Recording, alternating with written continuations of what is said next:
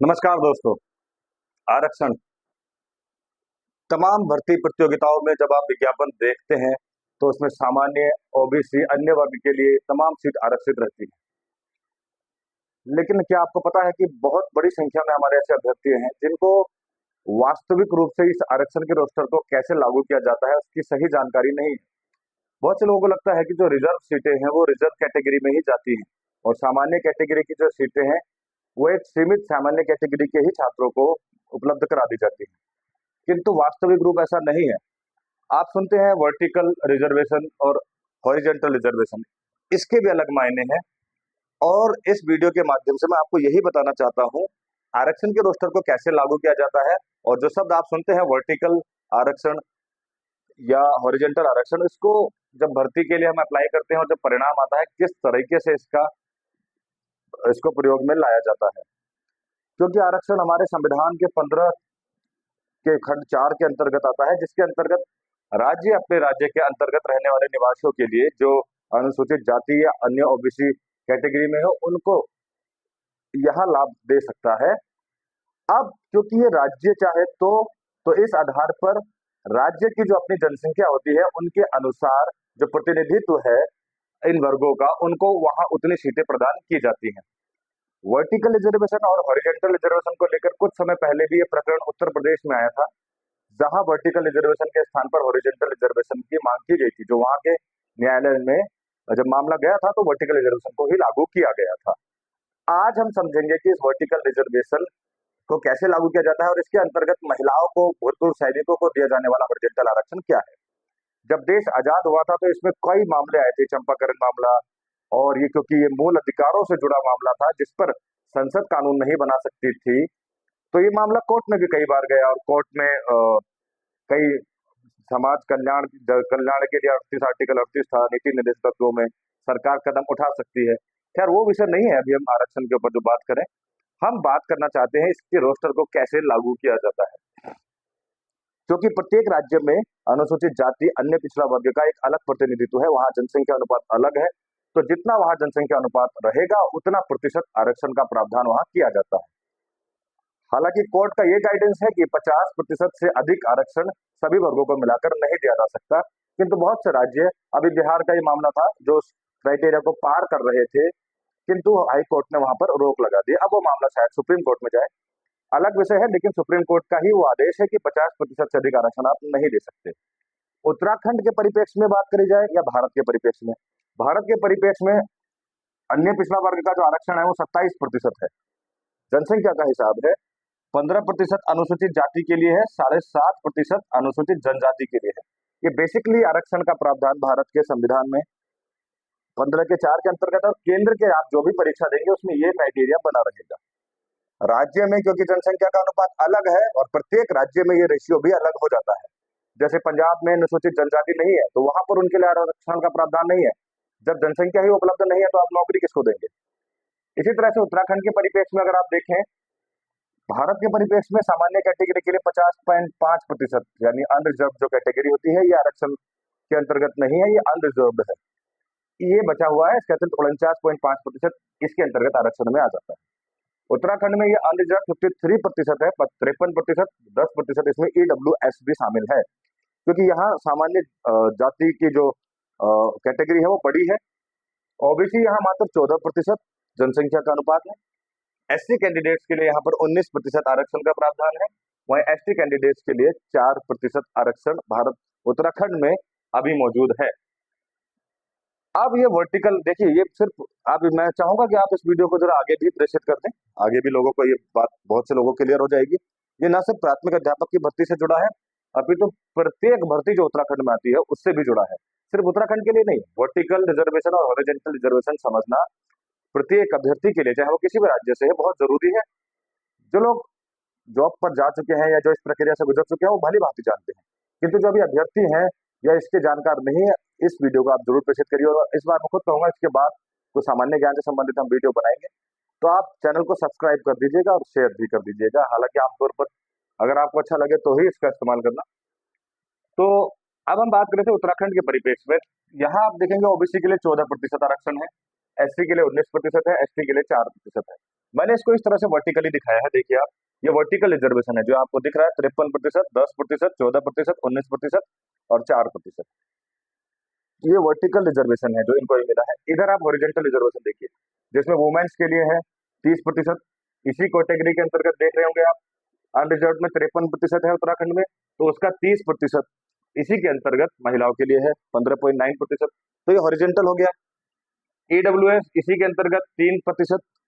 कल्पना करिए आपके पास 100 सीट उपलब्ध है, उसमें से 53 अनरिजर्व्ड है। इन अनरिजर्व्ड में से 16 सीटें महिलाओं के लिए ही रहेंगी हॉरिजॉन्टली। लेकिन महिलाएं इस आरक्षण से इस आरक्षण में नहीं जाएंगी, वो अपने सामान्य कैटेगरी के ही रिजर्वेशन में रहेंगी। इन 53 सीटों में ही उनका रिजर्वेशन है 20 में। ठीक उसी तरह से EWS में भी 10% का मतलब 10 सीटें आरक्षित हैं, तो 3 सीटें महिलाओं की इस कैटेगरी में ही रहेंगी, वो क्रॉस नहीं करेंगी। वर्टिकल रिजर्वेशन सबका अपना फिक्स है, यहाँ पर कोई क्रॉस नहीं कर सकता। इस तरफ अगर देखें, यहाँ क्रॉस होगा, मैं आपको बताऊंगा कैसे होगा। आपने आरक्षण का एक क्राइटेरिया देख लिया। वर्टिकल रिजर्वेशन मैंने आपको बताया, ये वर्टिकल रिजर्वेशन कहलाता है। 53%, 10%, 14%, 19% और 4%। इसी के अंतर्गत आप देखेंगे महिलाओं का आरक्षण है, प्रत्येक कैटेगरी में है, तो ये हॉरिजॉन्टल हुआ। अतिरिक्त इसके उत्तराखंड में भूतपूर्व सैनिकों के लिए 4%, दिव्यांग जन के लिए 4% और फ्रीडम फाइटर्स जो स्वतंत्रता सेनानी है उनके लिए 2% है, वो भी हॉरिजॉन्टल है। इन्हीं कैटेगरी के अंतर्गत वो मिलेगा।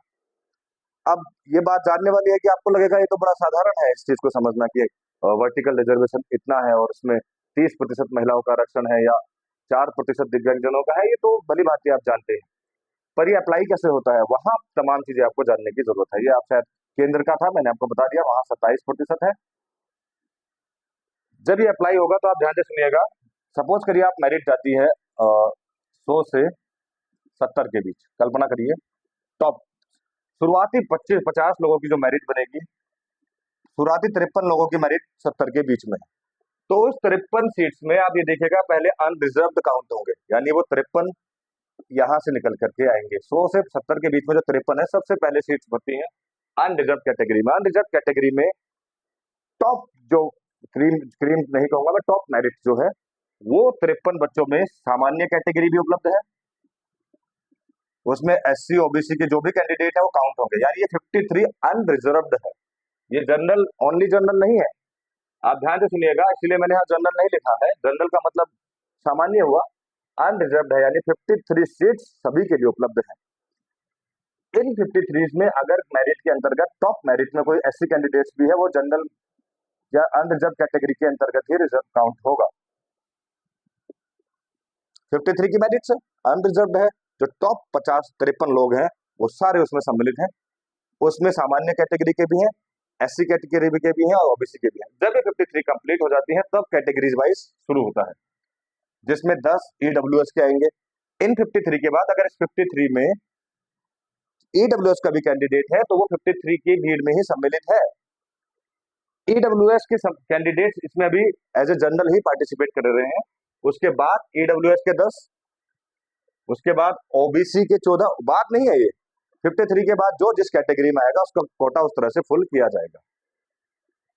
जैसे 53 में आप मान के चलिए 30 कैंडिडेट जनरल के आते हैं, OBC के 10 आ गए, इस 53 में जो अनरिजर्व्ड है 7 कैंडिडेट SC के आ गए और 6 मान लीजिए आप EWS आ गए, तो ये 53 पूरा हो गया। इसमें जनरल का सिलेक्शन 30 हुआ है, लेकिन अनरिजर्व कैटेगरी के अंतर्गत 53 सीट्स फुल हो गई हैं। अब लोअर मेरिट में चलते हैं। अब इसके बाद 10 सीट भरी जाएंगी EWS की, 14 सीट्स OBC की। ये अपना स्थायी कोटा है, यहाँ सामान्य कैटेगरी का अभ्यर्थी सम्मिलित नहीं हो सकता, ये वर्टिकल रिजर्वेशन है। ठीक, इसके बाद SC के यहाँ पर 19 सीट आएंगी। तो ये सिर्फ आरक्षित सीटें हैं, इन आरक्षित सीटों पर सामान्य कैटेगरी के छात्र नहीं आएंगे इन सारी सीटों पर, लेकिन ये 53 सीट्स अनरिजर्व्ड है, इनमें सभी सम्मिलित होंगे। ये वर्टिकल रिजर्वेशन का प्रावधान है। दूसरा, अब इस हॉरिजॉन्टल सीट्स में आते हैं। हॉरिजॉन्टल सीट्स में आप जनरल से देखिएगा, मैं उसके बाद आपको बाकी कैटेगरी में भी समझ में आ जाएगा। 53 सीट्स हैं, 53 का मतलब है कि 16 महिलाएं इसमें होनी चाहिए। ये हॉरिजॉन्टल रिजर्वेशन है जिसमें 16 महिलाएं होनी ही चाहिए। अगर उस 53 में 1 से लेकर के मैं 53 तक टॉप मेरिट बनाता हूं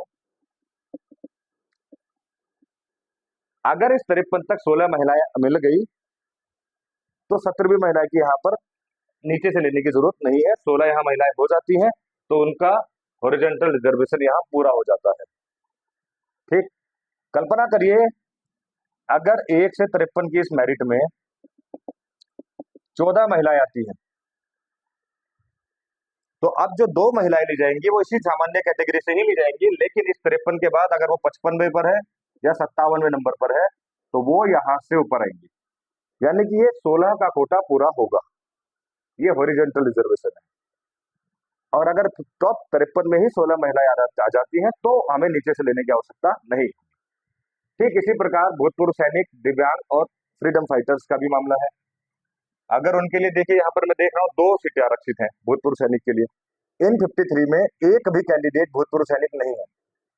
यदि वो टॉप में निकले 1 और 2, यदि भूतपूर्व सैनिक पहली और दूसरी मेरिट पर है तो तीसरी भूतपूर्व सैनिक को इस 53 से सामान्य कैटेगरी में है तो लिया जाएगा, लेकिन इस 53 के बाहर अब जरूरत नहीं पड़ेगी। लेकिन इस मेरिट में 1 से 53 तक एक भी अभ्यर्थी भूतपूर्व सैनिक के अंतर्गत नहीं आता, तब तब इस 53 के बाहर जाना पड़ेगा और 2 सीट्स यहाँ से फुल करनी पड़ेंगी।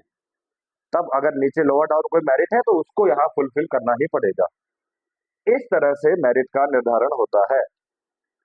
यही स्थिति रहती है जब ईडब्ल्यूएस की मेरिट बनेगी, जब ओबीसी की बनेगी तो ओबीसी में भी महिलाओं के लिए आरक्षण के प्रावधान में हॉरिजॉन्टल में ऐसा ही रहेगा। अगर 14 सीट्स हैं ओबीसी कैटेगरी में तो वहां आप देखेंगे तो 4 सीट महिलाओं की है। 1 से 14 अगर ओबीसी के रिजर्व कैटेगरी में जब बात कर रहे हैं, क्योंकि अनरिजर्व के बाद जब ओबीसी की सीट्स भरती हैं 1 से 14 तक अगर हमें 4 महिलाएं उपलब्ध हो जाती हैं तो ये कोटा पूरा हो जाता है 30% का। यदि नहीं होती हैं तो 14 के बाद ओनली ओबीसी महिलाओं को कंसिडर किया जाएगा। अगर वो 18वें पर है या 19वें पर है या जितनी कमी है, अगर 4 की जगह 2 ही बनी है तो 2 18वें और 19वें मेरिट की महिलाओं को यहाँ पर सम्मिलित किया जाएगा ओनली ओबीसी कैटेगरी में। ये हॉरिजॉन्टल रिजर्वेशन है। इस तरह से ये हॉरिजॉन्टल रिजर्वेशन है, जो अगर संख्या फुल है तो लोअर मेरिट जाने की जरूरत नहीं है। ये वर्टिकल रिजर्वेशन है। अगर संख्या फुल नहीं भी है तो भी इन सीटों पर कोई और नहीं आ सकता। ये सीटें आरक्षित हैं, वो ऊर्ध्वाधर आरक्षण है, यानी कि उसी कैटेगरी के अंतर्गत मिलने वाला आरक्षण है जो उस कैटेगरी के बाहर नहीं जा सकता। तो मुझे लगता है कि एक मैंने लिस्ट बनाई थी उत्तराखंड के संदर्भ में, इस तरह से जो रिजर्वेशन का प्रावधान है, मैंने 100 कैंडिडेट्स को यहाँ पर माना था, उनको 22% भी मैं जता सकता था और यहाँ पर भी दिखा सकता था। तो ये हमारा एक रोस्टर है जो इस तरह से काम करता है। अब आप कभी भी विज्ञापन देखेंगे और जब नियुक्ति का प्रावधान देखेंगे तो इसी आधार पर नियुक्ति का प्रावधान भी किया जाता है। तो चैनल को जरूर सब्सक्राइब कर दीजिएगा और इसको जरा शेयर कर दीजिएगा। बहुत से लोगों को जानकारी नहीं है, उनको ये जानकारी भी उपलब्ध हो जाएगी।